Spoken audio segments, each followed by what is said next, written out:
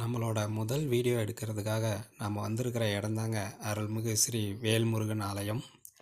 இந்த வேல்முருகன் ஆலயம் எங்கே இருக்குது அப்படின்னு பார்த்தீங்கன்னா, ஓமலூர்லேருந்து 5 கிலோமீட்டர் தூரத்தில் திண்டமங்கலம் அப்படிங்கிற பகுதியில் தான் இருக்குது. இந்த கோயிலினுடைய என்ட்ரன்ஸில் நம்மளுக்கு முதலாக காட்சி தராரு ஸ்ரீ ராஜகணபதி. அவரையும் நம்ம அப்படியே தரிசனம் பண்ணிவிட்டு அவரை சுற்றி அப்படியே கிளம்பிடுவோம். கோயிலினுடைய பக்கத்துலேயே பார்த்தீங்கன்னா, நம்ம பக்தர்கள் வருகிறவர்கள் தண்ணீர் இல்லாமல் சிரமப்படக்கூடாது அப்படிங்கிறதுக்காக தண்ணீர் வசதிக்காக மினி டேங்க் வசதி ஏற்பாடு செஞ்சு கொடுத்துருக்காங்க. இப்போ தொடர்ந்து நம்ம மலையை நோக்கி ஏறலாம். இந்த மலைக்கு பேர் ஓம்கார மலைன்னு பேர் வச்சுருக்காங்க. ஆனால் இதை பக்தர்கள் பார்க்கும்போது என்ன சொல்கிறாங்க அப்படின்னு பார்த்தீங்கன்னா, சின்ன பழனி அப்படின்னு தான் சொல்கிறாங்க. அந்த அளவுக்கு பிரம்மாண்டமாக கட்டியிருக்காங்க. அடுத்ததாக நமக்கு காட்சி தராரு ஸ்ரீ இடும்பர். அவரையும் தரிசனம் செஞ்சுட்டு அப்படியே மேலே நோக்கி நம்ம போகலாம். முருகனின் மலை கோயில்களில் எதனால் இந்த இடும்பர் கோயில் இடம்பெறுது அப்படின்னு பார்த்தீங்கன்னா, இடும்பர் முருகனிடம் போரிட்டு இறந்து பிறகு முருகனின் அருளால் உயிர் பிழைத்திருக்கிறார். பிறகு அவர் முருகனின் பக்தராக மாறியதால் முருகனின் வாயில் காவலனாக மாறியிருக்கிறார். இந்த இடும்பர் அகத்திய முனிவரின் கட்டளைப்படி சிவாகிரி, சக்திகிரி அப்படின்னு 2 மலைகளை பார்த்திங்கன்னா காவடியாக சுமந்து வந்திருக்கிறாரு. அதுதான் பின்னாளில் காவடி எடுக்கும் பழக்கமாக மாறி இருக்கிறது. அடுத்ததாக பார்த்திங்கன்னா ஒரு தடுப்பு கேட்டு போட்டிருக்காங்க. இது எதுக்குன்னா, விசேஷ நாட்களில் இதை தாண்டி மேலே எந்த ஒரு வண்டி வாகனமோ மேலே நடந்து செல்லும் பக்தர்களுக்கு இடையூறு செய்யக்கூடாது அப்படிங்கிறதுக்காக இந்த கேட் வசதி நமக்கு செஞ்சு கொடுத்துருக்குறாங்க. அடுத்ததாக நமக்கு காட்சி தராரு ஸ்ரீ கடம்பர். அவரையும் அப்படியே தரிசனம் செஞ்சுட்டு அப்படியே மேலே ஏறி போகலாம். இங்கு இருக்கும் ஒவ்வொரு சிலைகளும் கோயில்களும் தத்ரூபமாக வடிவமைக்கப்பட்டிருக்கிறது. அது மட்டுமின்றி இங்கு பார்த்திங்கன்னா, கீழிருந்து கோயிலினுடைய ஆரம்பத்திலிருந்து கோயில் மேல் பகுதி வரை பைப்பு கொண்டு வரப்பட்டு தண்ணீர் வசதிக்கு எந்த ஒரு பிரச்சனையுமின்றி சிறப்பான ஒரு ஏற்பாடு செய்து கொடுத்திருக்கிறார்கள் கோயில் நிர்வாகத்தினர். விசேஷ நாட்களில் எண்ணிலடங்கா மக்கள் இக்கோயிலுக்கு வந்து சென்று வேல்முருகனின் அருளை பெற்று சென்று கொண்டிருக்கிறார்கள். அடுத்ததாக நமக்கு காட்சி தருவது முருகப்பெருமானும் ஔவையாரும். முருகப்பெருமானின் அருளையும் ஔவையாரின் ஞானத்தையும் போற்றும் வகையில் சிறப்பாக சிலை வடித்திருக்கிறார்கள். இதில் முருகப்பெருமானிடம் ஆசி பெறுவது போன்று ஔவையார் சிலை இடம்பெற்றிருக்கிறது. முருகப்பெருமான் ஔவையார் என்றாலே நமக்கு நினைவிற்கு வருவது சுட்ட பழம் வேண்டுமா சுடாத பழம் வேண்டுமா என்ற கதையும் திருவிளையாடல் என்ற திரைப்படமும் தான் நம் நினைவிற்கு வரும். இவர்களையும் வணங்கிவிட்டு மேலே ஏறத் தொடங்குவோம். கோயிலுக்கு இடதுபுறத்தில் பக்தர்களுக்கு தேவையான அனைத்து பூஜை பொருட்களும் கோயிலின் அருகிலேயே கிடைக்கிறது.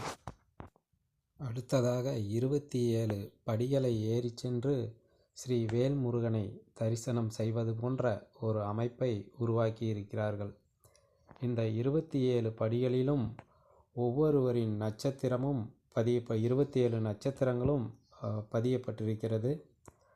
அவரவர்களுக்கு உடைய நட்சத்திரத்திற்குண்டான படிகள் வரும்பொழுது அதை தொட்டு வணங்கிவிட்டு பக்தர்கள் ஏறி சென்று முருகனை தரிசனம் செய்கின்றனர்.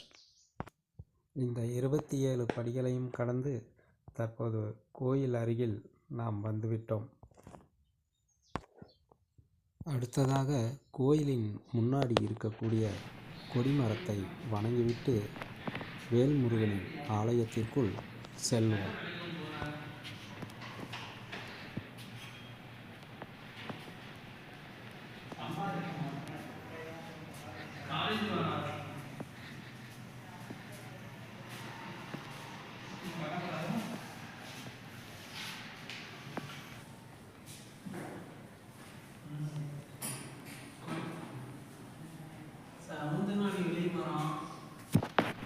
சாமி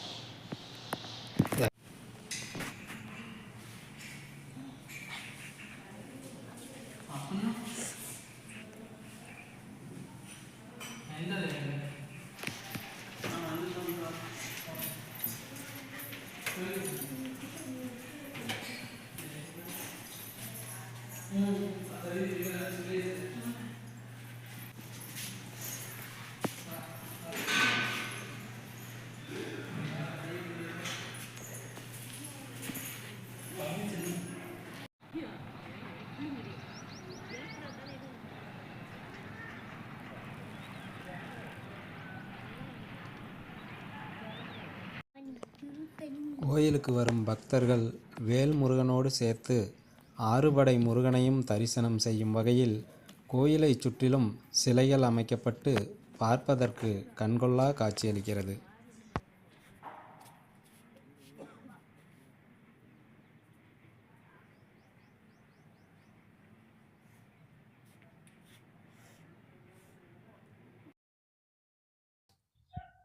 இக்கோயிலுக்கு வரும்பொழுது ஆறுபடை முருகனையும் ஒரே இடத்தில் தரிசனம் செய்த மன நிம்மதி நமக்கு கிடைக்கிறது.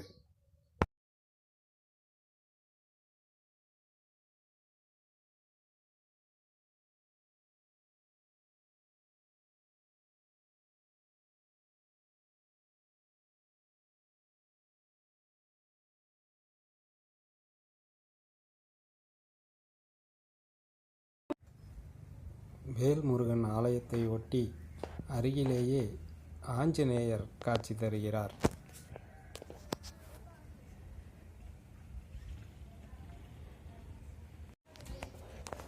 அவரையும் தரிசனம் செய்துவிட்டு ஸ்ரீ ரங்கநாதர் திருக்கோயிலுக்குள் செல்வோம்.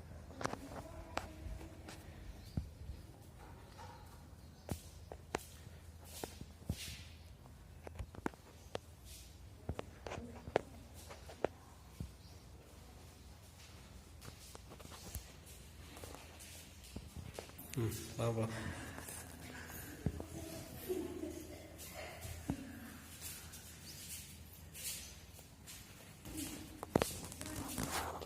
எப்படி இதல்லவா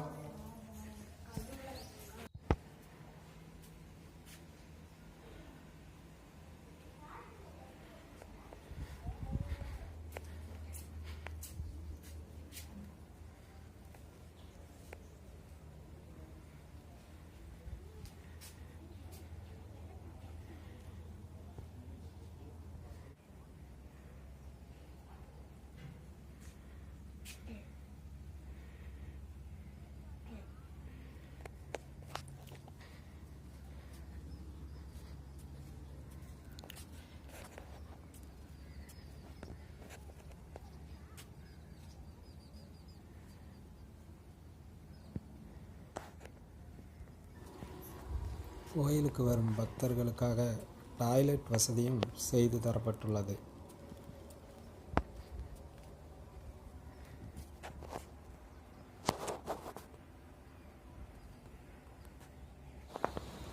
நாம் பார்த்து கொண்டிருப்பது அன்னதான மண்டபம். விசேஷ நாட்களில் இங்கு அன்னதானம் போடப்படுகிறது.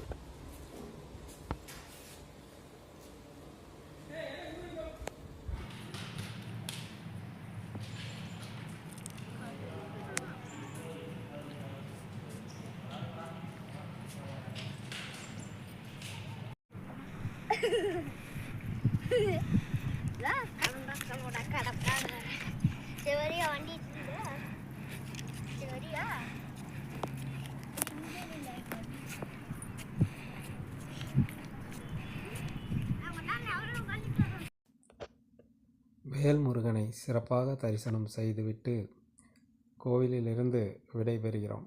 நன்றி, வணக்கம்.